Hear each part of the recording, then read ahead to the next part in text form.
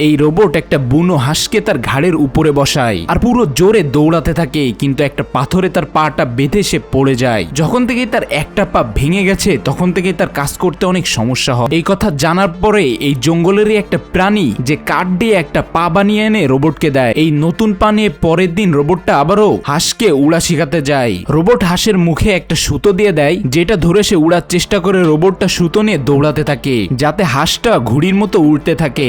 বেশ অনেকটা উপরে উঠে গেলে রোবটটা সুতোটা কেটে দেয়। এই সময় হাঁসটা একে একে উঠতে পারে, তার মনে অনেক খুশি হয়। কিছুটা দূরে উড়ে যেতেই আবারও তার ডানাগুলো ভালোভাবে কাজ করে না, যার কারণে সে নিচে পড়ে যেতে থাকে। রোবট তাকে বাঁচিয়ে নেয়। পরের দিন রোবট একটা ঈগল পাখিকে ডেকে আনে, যাতে ঈগল পাখি তার বাচ্চা এই হাঁসকে উড়া শিখতে পারে। এই ঈগল পাখি ছিল খুবই শক্তিশালী, তার ডানাগুলো ছিল খুবই বড় বড়। সে হাঁসকে ভালোভাবে প্রশিক্ষণ দেয় কিভাবে তার ডানার ব্যবহার করতে হবে, যাতে সেই ছোট ডানা নিয়ে উড়তে পারবে। ঈগল পাখি ট্রেনিং দেওয়ার কারণে হাঁসটা আস্তে আস্তে উড়া শিখে যায়।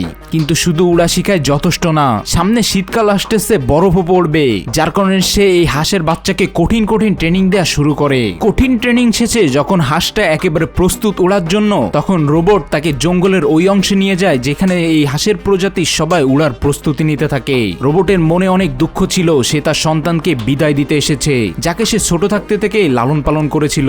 রোবট শেষবারের মতোই হাঁসকে তার কাঁধে উঠোয় দৌড়ে শেষবারের মতো হাঁসকে উল্টে সাহায্য করে। রোবটটার মন অনেক খারাপ হয়ে গেছিল। হাঁসটার স্মৃতি হিসেবে একটা পশম এই রোবটকে দিয়ে যায়।